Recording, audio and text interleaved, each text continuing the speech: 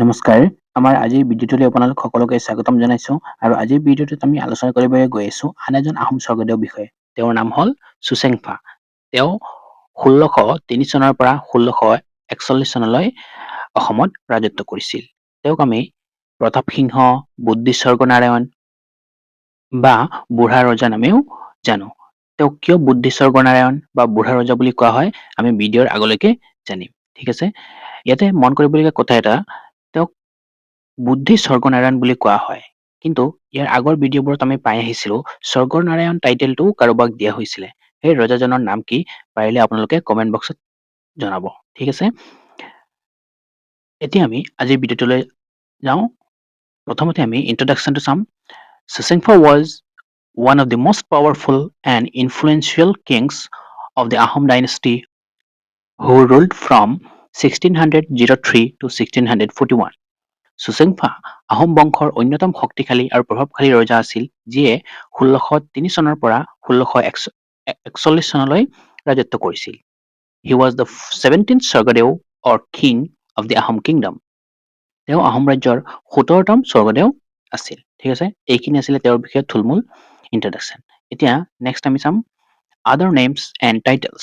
তেওঁক আন কি কি নামেৰে জনা যায় সেইখিনিৰ বিষয়ে এতিয়া আলোচনা কৰিম। Suchenfa was also known as Pratap Singha and Buddhi Sargonarayan. চুচেংফাক আমি প্ৰতাপ সিংহ অথবা বুদ্ধি স্বৰ্গনাৰায়ণ নামেৰেও জনা যায়।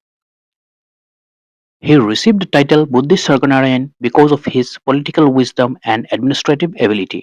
তেওঁৰ ৰাজনৈতিক বিচক্ষণতা আৰু প্ৰশাসনিক দক্ষতাৰ বাবে তেওঁক এই বুদ্ধি স্বৰ্গনাৰায়ণ উপাধি লাভ কৰিছিল। ঠিক আছে, এইটো মনত ৰাখিব।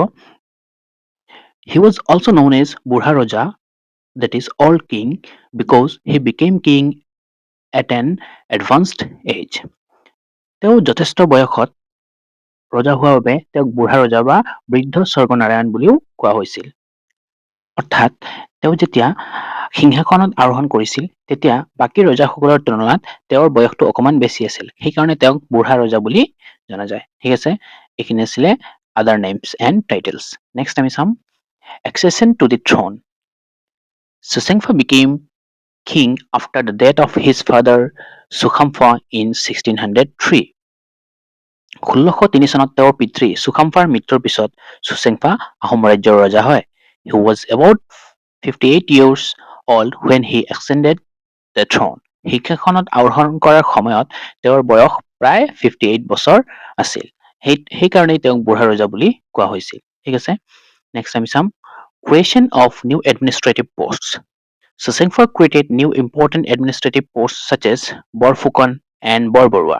চুচেংফাই বৰফুকন আৰু বৰবৰুৱা আদি গুৰুত্বপূৰ্ণ প্ৰশাসনিক পদৰ সৃষ্টি কৰিছিল। The Borphukan govern the western region of Ahom kingdom. Borphukan Ahom ৰাজ্যৰ পশ্চিম অঞ্চলসমূহৰ প্ৰশাসনৰ দায়িত্বত আছিল। The Borbarua supervised both civil and military administration. আৰু বৰবৰুৱাই সামৰিক আৰু অসামৰিক দুই ধৰণৰ প্ৰশাসনৰ তত্ত্বাৱধান কৰিছিল। ঠিক আছে, এইখিনি আছিলে বৰফুকন আৰু বৰবৰুৱাৰ বিষয়ে। নেক্সট আমি some recognition of the Paika system. During his reign, the pike system was recognized and strengthened. তেওঁৰ ৰাজত্বকালত পাইক প্ৰথা পুনৰ গঠন কৰি অধিক শক্তিশালী কৰা হৈছিল।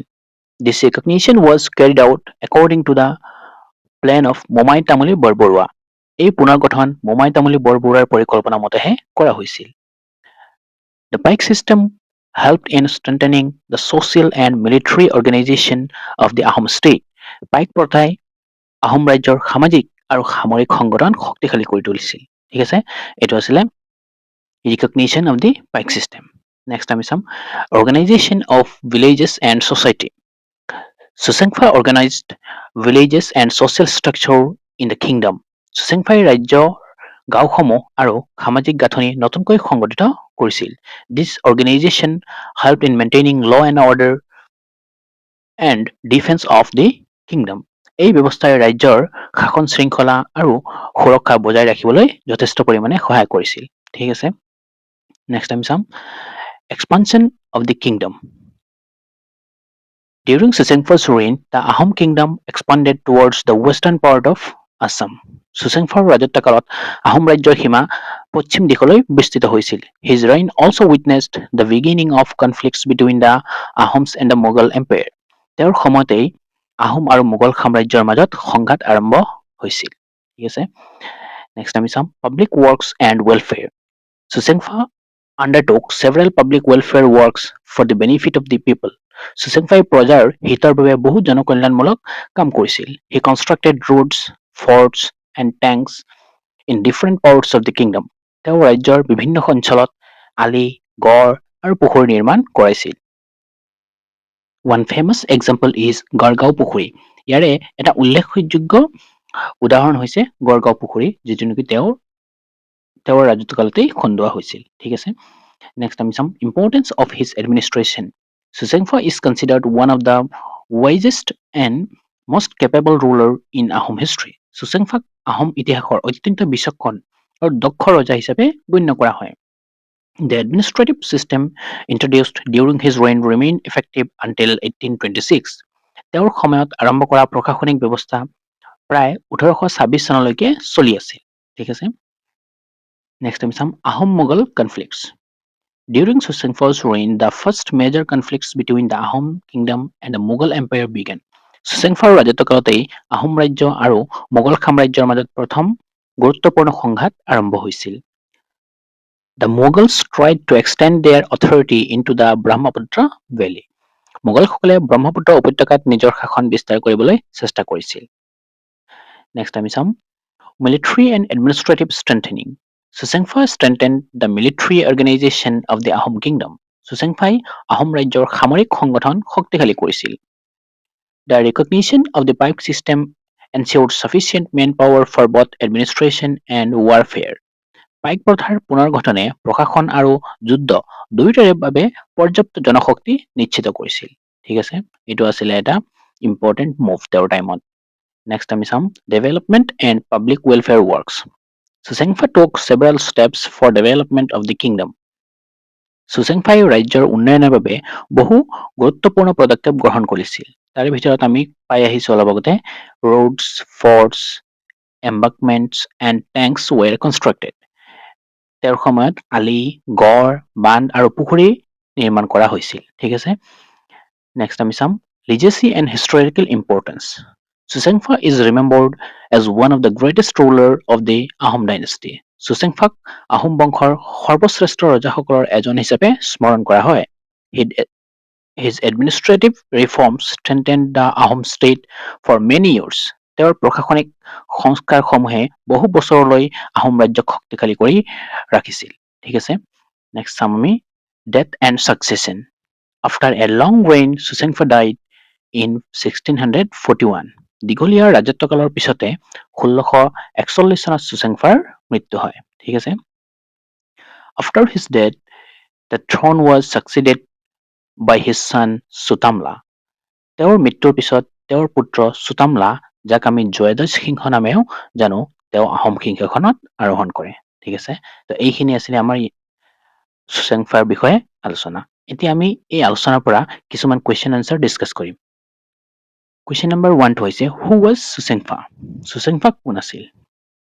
ইয়াৰ আনচাৰটো হ'ব Suchengfa was the 17th king of the Ahom kingdom who ruled from 1603 to 1641. Susengphaa Ahom ৰাজ্যৰ 17তম স্বৰ্গদেৱ আছিল, যিয়ে 1603 চনৰ পৰা 1641 চনলৈকে শাসন কৰিছিল। Question number 2. What were the other names of Suchengfa? চুচেংফাৰ অন্য নাম কি কি আছিল? Suchengfa was also known as Pratap Singha, Buddhi Sarganarayan and বুঢ়া ৰজা। চুচেংফাক আমি প্ৰতাপ সিংহ, বুদ্ধিনাৰায়ণ বা বুঢ়া ৰজা নামেৰেও জানো। ঠিক আছে। Question number 3. Why was Suchengfa called বুদ্ধিনাৰায়ণ? চুচেংফাক কিয় বুদ্ধিনাৰায়ণ বুলি কোৱা হৈছিল? He was called বুদ্ধিনাৰায়ণ because of his political wisdom and administrative ability. তেওঁৰ ৰাজনৈতিক বিচক্ষণতা আৰু প্ৰশাসনিক দক্ষতাৰ বাবে তেওঁক বুদ্ধি স্বৰ্গনাৰায়ণ বুলি কোৱা হৈছিল। Question number 4. Why was Suchengfa known as বুঢ়া ৰজা? চুচেংফাক কিয় বুঢ়া ৰজা বুলি কোৱা হৈছিল? ইয়াৰ আনচাৰটো হ'ব He became king at the age of about 58 years. প্ৰায় 58 বছৰ বয়সত ৰজা হোৱাৰ বাবে তেওঁক বুঢ়া ৰজা বুলি কোৱা হৈছিল। Question number 5. Which administrative posts were created by Susenfa? Susenfai কোন কোন প্ৰশাসনিক পদৰ সৃষ্টি কৰিছিল? ইয়াৰ এনসাৰটো হ'ব he created the post Borphukan and Borbarua. তেওঁ বৰফুকন আৰু বৰবৰুৱা পদৰ সৃষ্টি কৰিছিল। Question number 6. What was the pike system? পাইক প্ৰথা কি আছিল? ইয়াৰ এনসাৰটো হ'ব it was a system of labor and military organization in the Ahom kingdom. পাইক প্ৰথা আহোম ৰাজ্যৰ এক সামাজিক, সামৰিক আৰু প্ৰশাসনিক সংগঠন আছিল। ঠিক আছে। Question number 7. Who recognized the pike system during Susenfa's reign? Susenfar সময়ত পাইক প্ৰথা কোনে পুনৰ্গঠন কৰিছিল? ইয়াৰ আনসাৰটো হ'ব মোমাই তামুলী বৰবৰুৱা recognized it. মোমাই তামুলী বৰবৰুৱাই পাইক প্ৰথা পুনৰ্গঠন কৰিছিল। Question number 8. What public welfare works were done during his reign? অৰ্থাৎ সুচেংফাৰ ৰাজত্বকালত কি কি জনকল্যাণমূলক কাম কৰা হৈছিল? ইয়াৰ আনসাৰটো হ'ব roads, forts and tanks such as Gargaon পুখুৰী were constructed. তেওঁৰ সময়ত আলি, গড়, পুখুৰী যেনে গড়গাঁও পুখুৰী আদি নিৰ্মাণ কৰা হৈছিল। Question number 9. When did Susenfa die? সুচেংফাৰ মৃত্যু কেতিয়া হৈছিল? ইয়াৰ আনসাৰটো হ'ব সুচেংফা died in 1641. সুচেংফাৰ মৃত্যু 1641 চনত হৈছিল। আজিৰ আমাৰ শেষৰটো question number 10. Who succeeded Susenfa as the Ahom king? সুচেংফাৰ পিছত কোন আহোম ৰজা হৈছিল? ইয়াৰ আনসাৰটো হ'ব his son Sutamla, who is also known as জয়দছ Singh succeeded him.